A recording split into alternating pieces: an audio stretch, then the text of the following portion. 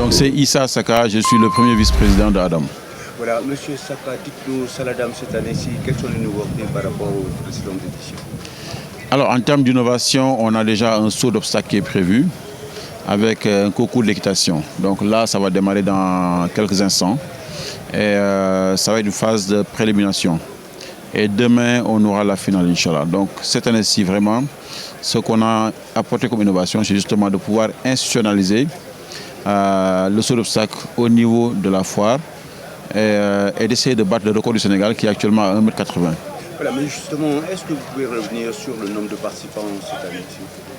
Alors, on a plusieurs catégories de participants. D'abord, on a des éleveurs de moutons. Donc, sur ce nombre-là, on a 245 exposants. On a également des invités qui viennent de la sous-région.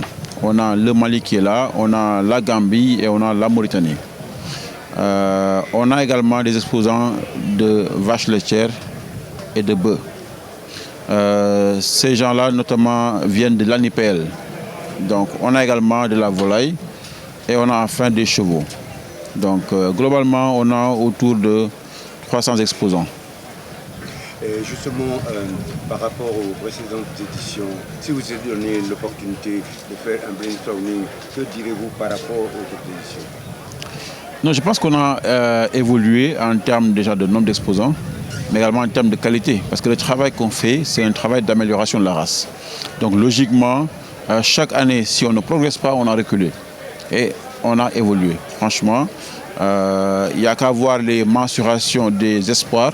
Donc ce sont soit des mâles ou des femelles qui ont moins de 2 ans, mais qui sont pratiquement au même niveau que les grands mâles adultes ou les femelles adultes il y a 2 ans de cela. Donc ça veut dire qu'il y a un progrès qui est fait génétiquement et il faut saluer le travail des éleveurs à ce niveau-là. Oui, mais justement pour en terminer, M. Saka, dites-nous, est-ce que vous pouvez revenir sur naturellement les box, puisque quelque part, selon les rumeurs, c'est un peu trop élevé, ce n'est pas à la portée de tout un chacun, pourtant il pourrait y avoir beaucoup plus d'exposants. Oui, mais en fait, ici, l'idée d'abord, il faut comprendre que pour le Saladam, il y a 2 niveaux. Il y a une phase préliminaire, éliminatoire qu'il faut d'abord passer, qu'on appelle les sectoriels, avant de pouvoir prétendre aller au Saladam. Donc, pour les cotisations également, c'est des éléments qu'on a discutés en Assemblée générale. Au début, on avait même proposé de faire ça à 200 000 francs, et l'Assemblée a jugé que c'était trop élevé. Donc nous, en tant que membre de bureau, on s'est réunis, on a discuté et on a revu ça à la baisse. Donc là, quand on a accepté de venir à 150 000, on ne peut plus prétendre que c'est cher parce que c'est eux-mêmes qui avaient demandé qu'on le fixe à ce montant-là. Donc je pense qu'on a répondu positivement. Et donc il n'y a pas en principe de contestation. Voilà, M. Saka. waaw Saladam bu ren bi comme ni ma ko waxee sànq rek dafa nekk Saladam bu mucc ayib. Am na ay yokkute yu bëri am na aussi ay innovation yi bu ci njëkk mooy ci yàggatul dara rek dinañ def benn concours saut d'obstacle nga xam ne ay écuries yu mag ñoo fi ñëw jongante fas yéene daan battre li ñuy wax le record du Sénégal ci saut d'obstacle nga xam ne mu ngi nekkoon à 1,80 m. ñu bëgg a dem ba 2 mètres. Donc loolu bu xasee ba am nag vraiment dafay jox salon bi beneen caractère te dañuy fexe aussi ñun ñu koy institutionnaliser mooy chaque année ñu koy def ñoom ñi nga xam ne ñoo nekk suñu partenaire di def mbiru fas yi di fi ñëw chaque fois bu ñu amee salon ñu mu nekk événement ba dañu koy waajal di ko préparer. voilà léegi ñu bëggoon nga ñëw ci wàllu li nga xam ne ni mooy participants yi maanaam ñaata mala ngeen jot a am ñoo xam ne ñoo bokk ci Saladam bi. waaw ci participants yi am nañu ñetti ba ñeenti catégorie participants ni ma ko waxee sànq am na ñoo xam ne dañuy def xar rek ñooñu booy xool seen lim bi nekk na ci 245 même bu nekk dañ ci war a yokk aussi ay nit ñoo xam ne jóge nañu ay partenaires yu jógee si dëkk yu ñu wër muy Mali muy Mauritanie muy également Gambie. Mais amuñu xar seulement am na aussi ay nag yu fi nekk nag laitière yi am na aussi ay nag yoo xam ne nagu ndawal la ñu siy gërëm suñu mbokk yi nekk ANIPL nekk également membre de Adam ñoo leen exposé fii.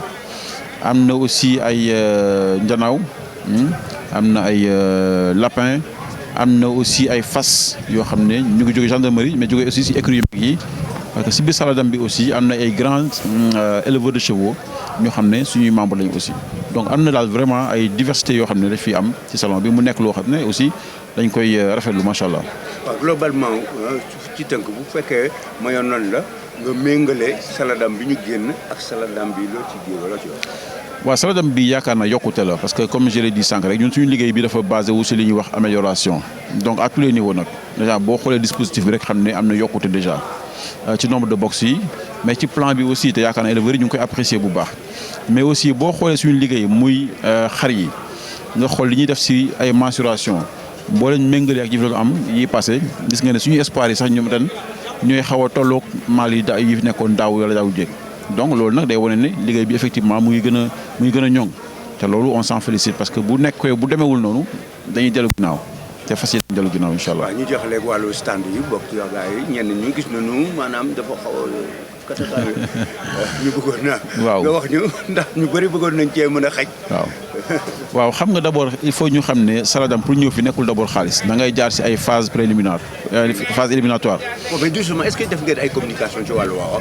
waaw parce que ñun xam nga dañuy seq ak suñu membres yi li ñuy wax assemblée générale du tase ak ñoom di waxtaan ak ñoom donc ku nekkul membre mun naa am dara ump la mais ñi nga xam ne membre lañ ñoom dara umpul leen parce que régulièrement dañuy jàkkaarloo ak ñoom di waxtaan ak ñoom te booy xool yaakaar naa ñëpp xam nañ ne pour ñëw fii du koom-koom d'abord pour ñëw fii da nga am xar yu baax dem jongante qualifié mën a ñëw fii léeg-léeg boo ñëwee fii pour nga ñëw fii aussi dafa am bien entendu participation bu am montant boobu dañ ko waxtaanee aussi en assemblée générale ñun dañu waxoon 200000 la bi ñu ñëwee mbooloo bi ne dafa cher ñu wàcce ko ñu ne la ngeen bëgg ñu ne 150000 ñun fekk si leen foofu donc yaakaar naa foofu aussi amul réeróo suñu diggante ak membres yi xanaa ku bokkul ci assemblée mais ku bokk moom xam nga naka lañ def beeg si fii macha allah. voilà président Saka ñu ngi lay gërëm nga président sa bopp nu ngi saat. maa leen di gërëm bu baax maa ngi tudd donc Issa Saka nekk premier vice président Adam jërëjëf. ñu bëggoon nga présenté wu. salaamaaleykum ñu ngi leen di siyaare di leen jox seen wàccuwaay di leen ñaanal jàmm te di sàkku si yéen ñaan di leen dalal jàmm si bergerie Xiinan.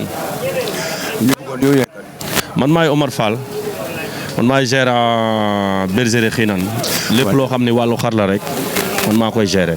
voilà ñu bëggoon ñuy wax nga wax ñu ci Saladam bu ren bi bokk na ci Saladam bi nga xam ne génne nañ ci ak bu ren bi sa gis-gis loo leen wutale. bon man bu ren bi laa mën a wax parce que Saladam bi passé ñëwuma woon. mais bu ren bi moom vraiment bu dee qualité mu ngi fi te instant yi nii gars yi ñu defee chapiteaux yi ak vox yi vraiment ñu ngi ciy gis suñu bopp bu baax a baax a baax a baax ñu ngi ciy gis suñu bopp bu baax parce que éleveur bi moom yaakaar naa xaram bu nekkee en léger moom mu nekk en léger rek yaakaar naa mbir moom amul dara luñ ci mën a def lu sant yàlla vraiment conditions yi baax na trop. voilà ñu bëggoon wax ni am na ñoo xam ne ni bëggoon nañoo bokk ci mbir mi waaye dañoo jàpp ne ni vox yeeg yooyu dañoo cher yow lan mooy sa gis-gis sa loola. waaw xam nga loolu moom ku si ne ak sa gis-gis vox yi am na si côté boo xam ne seer na am na si ñoo xam ne mën nañoo gis seer bi waaye nag suñ ko mënee gën a wàññeet day gën a baax rek ndax élevage bi moom ñun ñëpp ñoo bokk ndey ñoo bokk baay suñu sañoon suñuy ànd dem ñun ñëpp ñooy àndandoo dem neexul ci xol ñii dem ñii toog ndax suñu sañoon ñëpp koy man ñu defandoo ko ñun ñëpp ñu dajandoo fi def ko fête bu neex ñu passé ko si jàmm ku ne ñibbiwaat sa kër mais ni mu seeree si ñenn ñi xëy na noonu la yombee ci ñenn ñi waaye bu doon suñu sago ñun ak li ñu mën a wax maanaam mu nekk message bu ñuy lancé na ko gars yi gën a wàññi waxtaan seeg éleveurs yi ñu jéem a xool ku si nekk sa poche lu mu attan ñu defal la loolu. waaw ren am na nag bees bi nga xam ne andi nañ ko ñu ngi doon waxtaan ak vice président sànq muy soo bi nga xam ne moom la ñuy wax moom la ñuy def na nga si sax bu si kanamee lañ ko war a tàmbali lan mooy sa gis-gis si loola. non loolu rafet la parce que fas dafa bokk ci élevage bi normalement foire ni ñu foiree nii ren moom dañ ci war a def jàngat bu rëy képp koo xam ne war nga defati foire war nga def comme Adam ni muy def nii parce que show fas yi nii xam nga mosu fee am c'est la première fois mu am bu ñu fi am nag ñun wax dëgg yàlla rafetul lañ ko torop te foire moom bu ñu koy wax xëy na jur yee tax ñu koy wax maanaam xeetu jur yi moo tax ñuy wax foiru Adam kon donc suñ si boolee fas yokkute la di leen ñaanal gars yi liñ ci mën ren déwoon yàlla nañ mën lu ko raw. ok ñu ngi lay gërëm di la sant fàttali ñu tur bi. Omar Fall la gérant bergerie Xiinan. jërëjëf. jërëjëf.